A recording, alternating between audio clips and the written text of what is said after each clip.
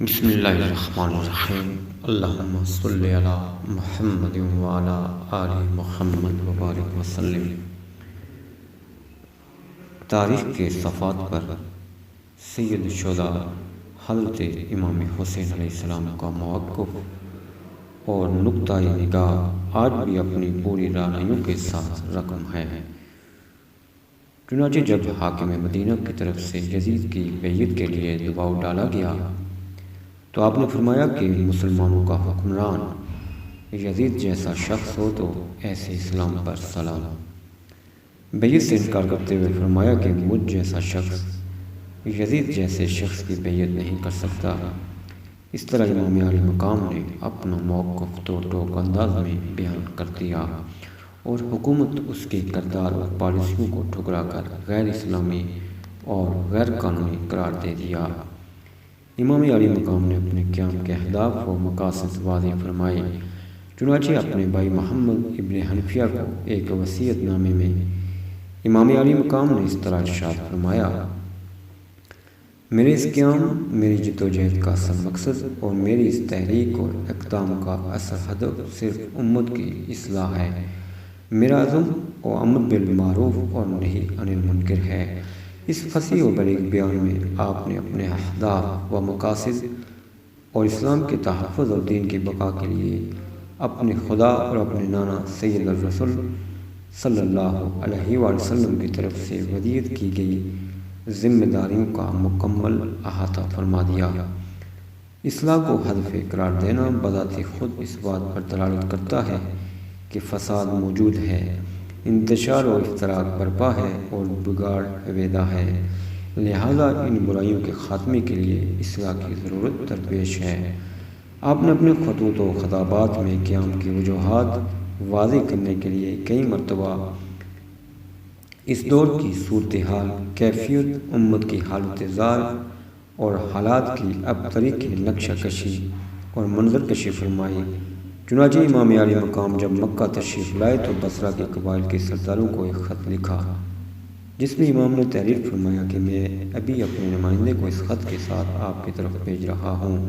میں آپ کو کتاب اور خدا اور سنت پیغمبر اکرم صلی اللہ علیہ وسلم کی طرف دعوت دیتا ہوں، چونکہ حالات اس نہج تک پہنچ چکے ہیں کہ سنت پیغمبر ختم ہو چکی ہے اور بدعتیں زندہ ہو گئی ہیں۔ اگر آپ میری بات کو سنیں گے تو میں آپ کو سیدھے راستے کی طرف ہدایت کروں گا۔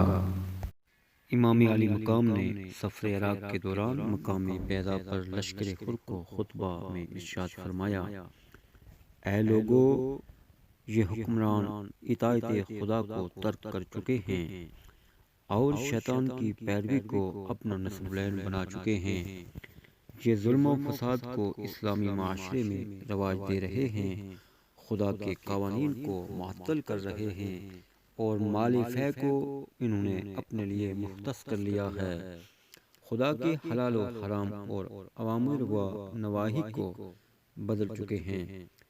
میں اس معاشرے کی ہدایت و رہبری کے لیے اور ان سے سب فتنوں، فساد کاریوں اور مفسدوں کے خلاف کہ جنہوں نے میرے نانا کے دین کو تبدیل کر دیا ہے، قیام کرنے میں دوسروں سے زیادہ اہل ہوں۔ اس خطبے میں کی گئی منظر کشی سے واضح ہوتا ہے کہ یزیدی دور میں حکمران احکام شریعت الہی اور سنت رسول صلی اللہ علیہ وآلہ وسلم میں دیے گئے زندگی گزارنے کے طور طریقوں کو بھلا کر گمراہی اور گناہ کی زندگی اختیار کر چکے تھے۔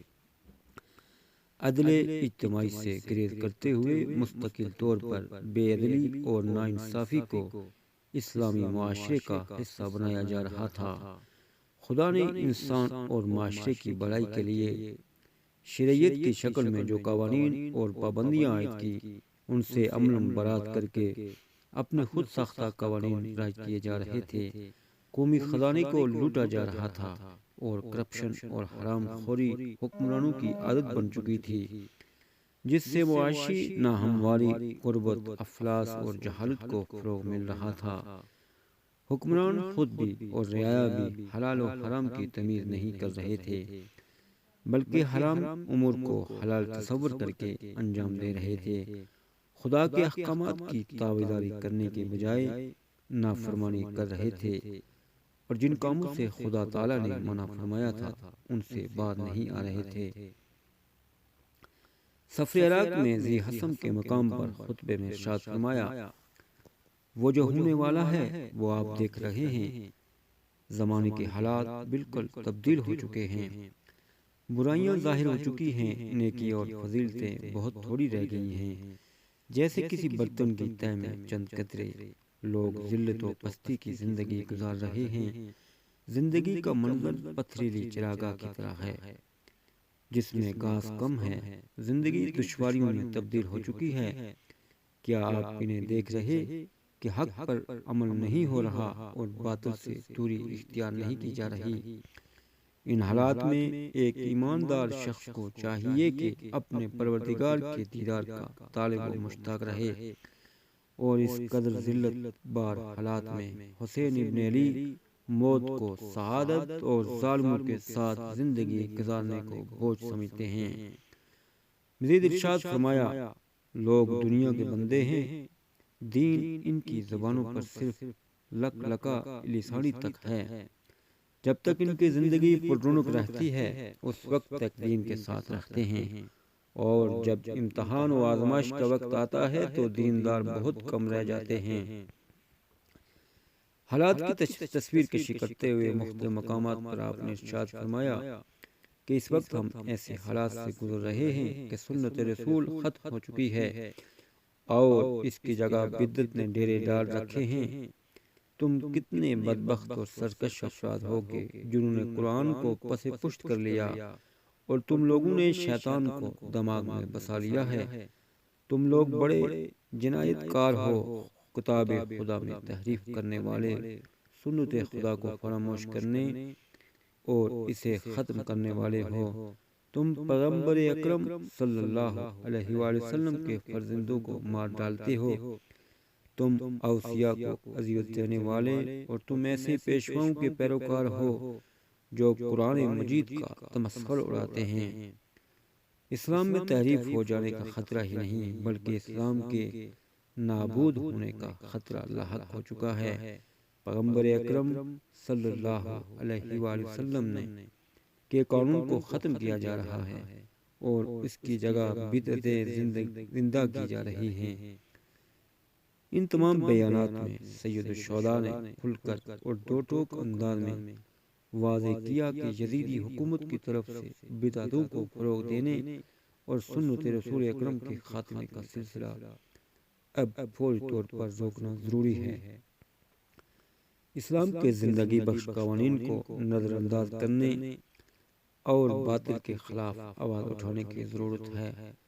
قرآن اور قرآنی احکام کی روح سے انسان کا قتل، ظلم و ناانصافی، انسانی حقوق کی پامالی، شہری آزادیوں کا سلب کیا جانا، غربت، افلاس اور جہالت کا فروغ، کرپشن اور بدامنی کا راج، عدل، اجتماعی سے انحراف، استحصال اور اس طرح کا دیگر امور حرام ہیں، لیکن یزید اور اس کے کارندے بلا دریغ یہ حرام امور نہ فقط انجام دے رہے ہیں بلکہ انہیں حلال ثابت کرنے کی بھرپور کوشش کی جا رہی تھی۔ ایسی صورتحال میں امت کی رہبری اور رہنمائی فرمانا، امت کو ہدایت کا راستہ دکھانا، امت کو فساد اور شر سے بچانا، امت کو امر بالمعروف اور نہی عن المنکر کے فریضے سے آگاہ کرنا، اور امت کو صحیح و سچے نظام حکومت اور نظام حیات کی طرف متوجہ کرنا صرف اور صرف آپ ہی کی ذمہ داری تھی۔ جبھی تو آپ نے فرمایا تھا کہ امام وہ ہے جو کتاب و سنت پر عمل پیرا ہو۔ اسلامی معاشرہ کی رہبری اور اس ظلم و فساد اور ان ظالم جابر حکمرانوں کے خلاف جد و جہد کرنے کے لیے میں حسین دوسروں کی نسبت زیادہ سزاوار ہوں۔ یہ ایسی حکومت ہے جس نے قرآن احکام، سنت اور قوانین پیغمبر اکرم صلی اللہ علیہ وآلہ وسلم میں تغیر و تحریف کو اپنا شیوا بنا لیا ہے، لہذا اس کے خلاف جد و جہد کرنا میرا دینی فریضہ ہے۔ میری ذمہ داری ہے کہ میں تمام برائیوں کو جڑ سے اکھاڑ دوں اور قرآن اور اسلام کے فراموش شدہ حیات آفرین احکام کو دوبارہ اس معاشرے میں رواج دوں، ظلم و ستم اور اسلامی قوانین میں تبدیلی کو روکوں۔ ان حالات میں ظلم و فساد کے خلاف جد و جہد ضروری ہے، یعنی اگر اس جد و جہد میں امت کے پاک ترین افراد کا خون بھی بہہ جائے تو فقط یہ کہ دشمن اس سے فائدہ نہیں اٹھا سکے گا، بلکہ اس کے بہترین نتائج ظاہر ہوں گے اور اسلام پھلے پھولے گا۔ اب مومن کو چاہیے کہ وہ اللہ تعالیٰ سے ملاقات کی رغبت کرے۔ میں تو موت کو اپنے لیے سعادت اور ظالموں کے ساتھ جینے کو بوجھ سمجھتا ہوں۔ امام علی مقام کے ان ارشادات نے واضح کر دیا کہ آپ کی جد و جہد، آپ کا سفر، آپ کا قیام، آپ کی شہادت اور پھر آپ کے خانوادے کے پابا زنجیر طویل سفر کا مقصد ذات، مفادات، شہرت، دولت، فقط حکومت یا نمود و نمائش نہ تھا، بلکہ صرف اور صرف اصلاح امت اور فلاح امت تھا۔ اس جد و جہد نے اس اصول کی بنیاد ڈال دی ہے کہ جب بھی، جس دور میں بھی، جس خطے میں بھی اور جن حالات میں بھی اس قسم کی صورتحال درپیش ہو تو عظیم مقاصد اور اجتماعی مفادات کے لیے کسی قربانی سے دریغ نہیں کرنا چاہیے۔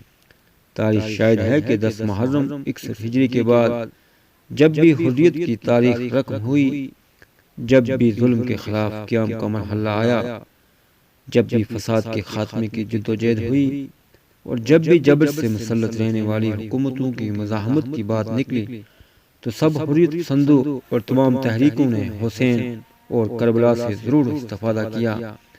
تعلیمات اور سیرت امام علی مقام امام حسین علیہ السلام کی روشنی میں اصلاح امت کا سلسلہ ماضی میں بھی جاری رہا اور اب بھی جاری ہے۔